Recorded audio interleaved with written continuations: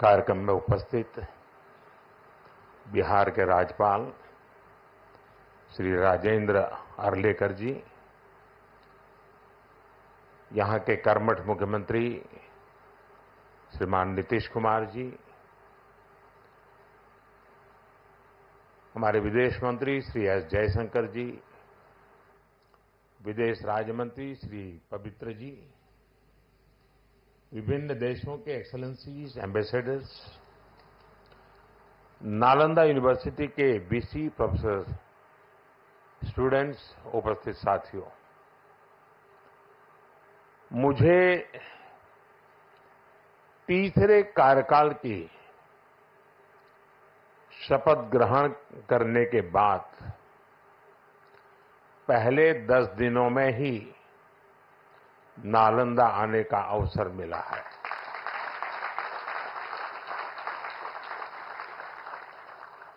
ये मेरा सौभाग्य तो है ही। मैं इसे भारत की विकास यात्रा के एक शुभ संकेत के रूप में देखता हूं। नालंदा ये केवल नाम नहीं है। नालंदा एक पहचान है, एक सम्मान है। नालंदा एक मूल्य है, नालंदा एक मंत्र है, गौरव है, गाथा है। नालंदा है उद्घोष इस सत्य का कि आग की लपटों में पुस्तकें भले जल जाएं, लेकिन आग की लपटें ज्ञान को नहीं मिटा सकती।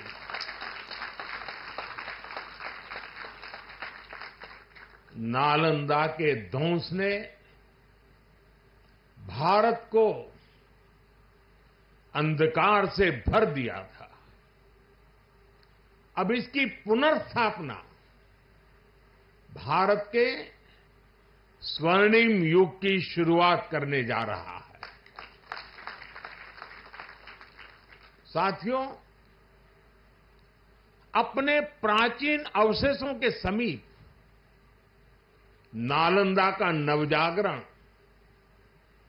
ये नया कैंपस विश्व को भारत के सामर्थ्य का परिचय देगा। नालंदा बताएगा, जो राष्ट्र मजबूत मानवीय मूल्यों पर खड़े होते हैं, वो राष्ट्र इतिहास को पुनर्जीवित करके बेहतर भविष्य की नींव रखना जानते हैं। और साथियों, नालंदा केवल भारत के ही अतीत का पुनर्जागरण नहीं है, इसमें विश्व के, एशिया के कितने ही देशों की विरासत जुड़ी हुई है। एक यूनिवर्सिटी कैंपस के इनॉग्रेशन में इतने देशों का उपस्थित होना, ये अपने आप में अभूतपूर्व है। नालंदा यूनिवर्सिटी के पुनर्निर्माण में हमारे साथी देशों की भागीदारी भी रही है। मैं इस अवसर पर भारत के सभी मित्र देशों का, आप सभी का अभिनंदन करता हूं। मैं बिहार के लोगों को भी बधाई देता हूं।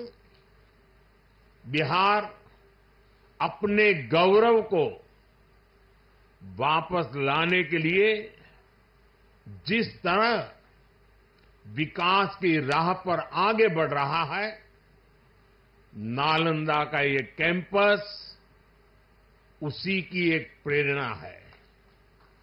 साथियों, हम सभी जानते हैं कि नालंदा कभी भारत की परंपरा और पहचान का जीवंत केंद्र हुआ करता था।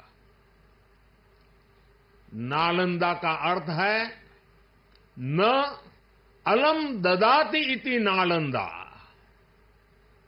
अर्थात जहां शिक्षा का, ज्ञान के दान का अविरल प्रवाह हो। शिक्षा को लेकर, एजुकेशन को लेकर यही भारत की सोच रही है। शिक्षा सीमाओं से परे है, नफा नुकसान के नजरिए से भी परे है। शिक्षा ही हमें गढ़ती है, विचार देती है और उसे आकार देती है।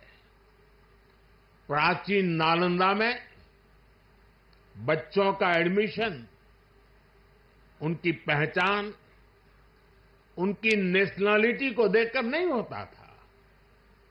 हर देश, हर वर्ग के युवा यहां आते थे। नालंदा विश्वविद्यालय के इस नए कैंपस में हमें उसी प्राचीन व्यवस्था को फिर से आधुनिक रूप में मजबूती देनी है। और मुझे ये देखकर खुशी है कि दुनिया के कई देशों से यहां स्टूडेंट्स आने लगे हैं। यहां नालंदा में 20 से ज्यादा देशों के स्टूडेंट्स पढ़ाई कर रहे हैं। ये वसुधैव कुटुंबकम की भावना का कितना सुंदर प्रतीक है। साथियों, मुझे विश्वास है आने वाले समय में नालंदा यूनिवर्सिटी फिर एक बार हमारे कल्चरल एक्सचेंज का प्रमुख सेंटर बनेगी। यहां भारत और साउथ ईस्ट एशियन देशों के आर्ट वर्क के डॉक्यूमेंटेशन का काफी काम हो रहा है। यहां कॉमन आर्काइवल रिसोर्सेज सेंटर की स्थापना भी की गई है। Nalanda university ASEAN India university network बनाने की दिशा में भी काम कर रही है। इतने कम समय में ही कई लीडिंग ग्लोबल इंस्टीट्यूशंस यहां एक साथ आए हैं। एक ऐसे समय में जब 21वीं सदी को एशिया की सदी कहा जा रहा है, हमारे ये साझा प्रयास हमारी साझी प्रगति को नई ऊर्जा देंगे।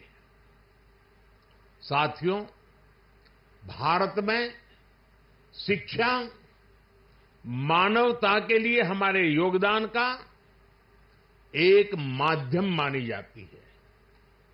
हम सीखते हैं ताकि अपने ज्ञान से मानवता का भला कर सके। आप देखिए, अभी 2 दिन ही के बाद ही 21 जून को इंटरनेशनल योगा डे है। आज भारत में योग की सैकड़ों विधाएं मौजूद है। हमारे ऋषियों ने कितना गहन शोध इसके लिए किया होगा, लेकिन किसी ने योग पर एकाधिकार नहीं बनाया। आज पूरा विश्व योग को अपना रहा है। योग दिवस एक वैश्विक उत्सव बन गया है। हमने अपने आयुर्वेद को भी पूरे विश्व के साथ साझा किया है। आज आयुर्वेद को स्वस्थ जीवन के एक स्रोत के रूप में देखा जा रहा है। सस्टेनेबल लाइफस्टाइल और सस्टेनेबल डेवलपमेंट का एक और उदाहरण हमारे सामने है। भारत ने सदियों तक सस्टेनेबिलिटी को एक मॉडल के रूप में जीकर दिखाया है। हम प्रगति और पर्यावरण को एक साथ लेकर चले हैं। अपने उन्हीं अनुभवों के आधार पर भारत ने विश्व को मिशन लाइफ जैसा मानवीय विजन दिया है। आज इंटरनेशनल सोलर अलायंस जैसे मंच सुरक्षित भविष्य की उम्मीद बन रहे हैं। नालंदा यूनिवर्सिटी का ये कैंपस भी इसी भावना को आगे बढ़ाता है। ये देश का पहला ऐसा कैंपस है जो net zero energy, net zero emissions, net zero water and net zero waste model पर काम करेगा। अप्प दीपो भव के मंत्र पर चलते हुए कैंपस पूरी मानवता को नया रास्ता दिखाएगा। साथियों, जब शिक्षा का विकास होता है तो अर्थव्यवस्था और संस्कृति की जड़ें भी मजबूत होती है। हम डेवलप कंट्रीज को देखें तो ये पाएंगे वो इकोनॉमिक और कल्चरल लीडर तब बने जब वो एजुकेशनल लीडर्स हुए। आज दुनिया भर के स्टूडेंट्स और ब्राइट माइंड्स उन देशों में जाकर वहां पढ़ना चाहते हैं। कभी ऐसी स्थिति हमारे यहां नालंदा और विक्रमशिला जैसे स्थानों में हुआ करती थी। इसलिए ये केवल संयोग नहीं है कि जब भारत शिक्षा में आगे था तब उसका आर्थिक सामर्थ्य भी नई ऊंचाई पर था। ये किसी भी राष्ट्र के विकास के लिए एक बेसिक रोड मैप है। इसलिए 2047 तक विकसित होने के लक्ष्य पर काम कर रहा भारत इसके लिए अपने एजुकेशन सेक्टर को उसका कायाकल्प कर रहा है। मेरा मिशन है कि भारत दुनिया के लिए शिक्षा और ज्ञान का केंद्र बने।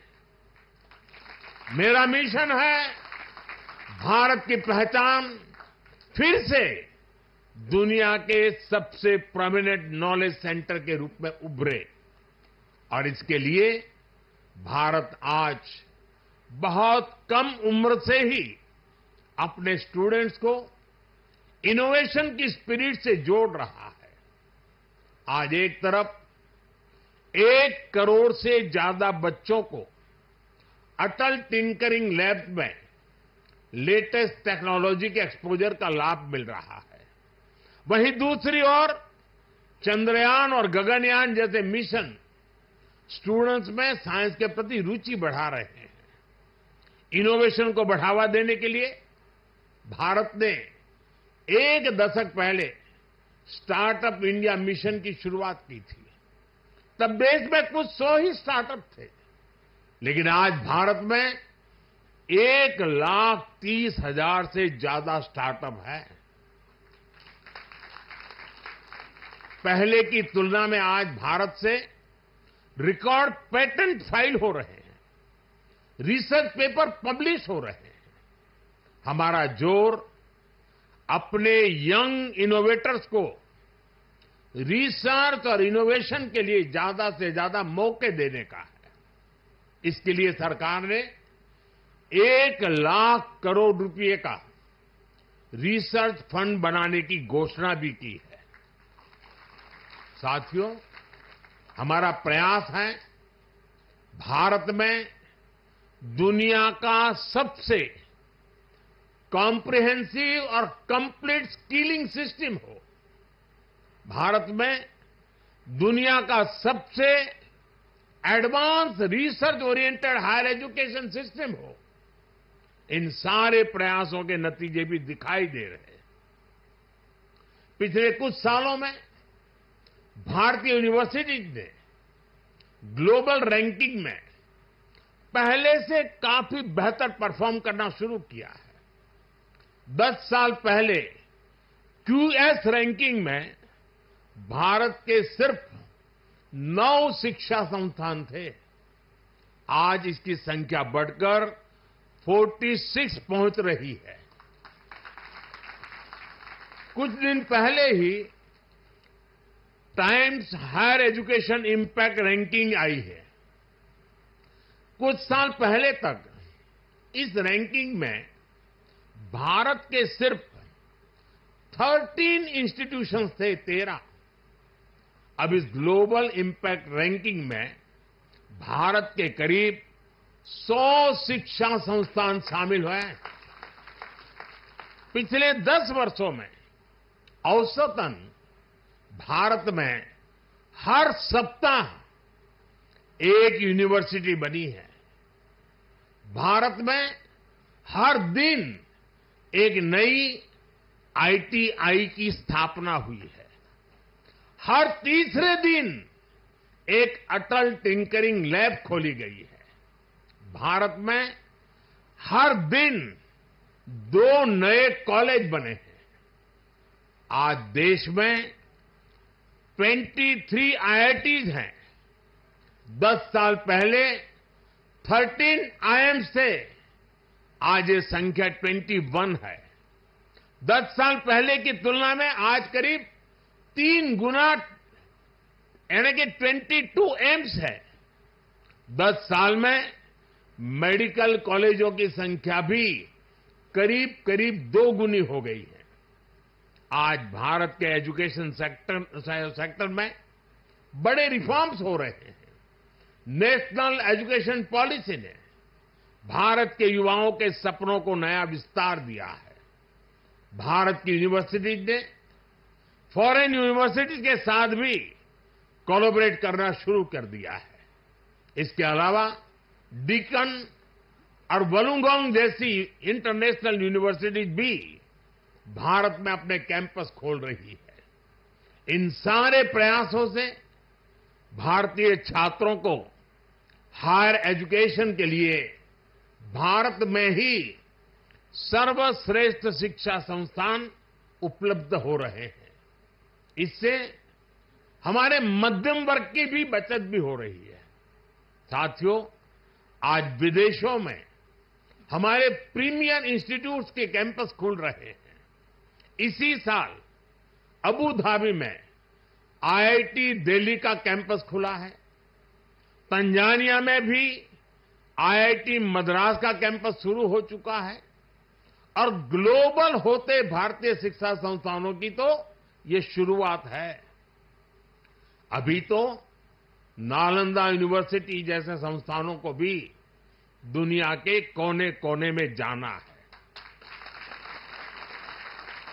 साथियों, आज पूरी दुनिया की दृष्टि भारत पर है, भारत के युवाओं पर है। दुनिया बुद्ध के इस देश के साथ, मदर ऑफ डेमोक्रेसी के साथ कंधे से कंधा मिलाकर चलना चाहती है। आप देखिए, जब भारत कहता है one earth, one family and one future, तो विश्व उसके साथ खड़ा होता है। जब भारत कहता है वन सन, वन वर्ल्ड, वन ग्रिड, तो विश्व उसके भविष्य की दिशा मानता है।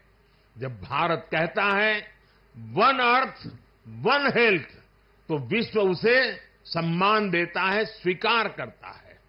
नालंदा की ये धरती विश्व बंधुत्व की इस भावना को नया आयाम दे सकती है। इसलिए नालंदा के विद्यार्थियों का दायित्व और ज्यादा बड़ा है। आप भारत और पूरे विश्व का भविष्य है। अमृतकाल के 25 साल भारत के युवाओं के लिए बहुत अहम है। ये 25 वर्ष नालंदा विश्वविद्यालय के हर छात्र के लिए भी उतने ही महत्वपूर्ण है। यहां से निकलकर आप जिस भी क्षेत्र में जाएं, आप पर अपनी यूनिवर्सिटी के मानवीय मूल्यों की मुहर दिखनी चाहिए।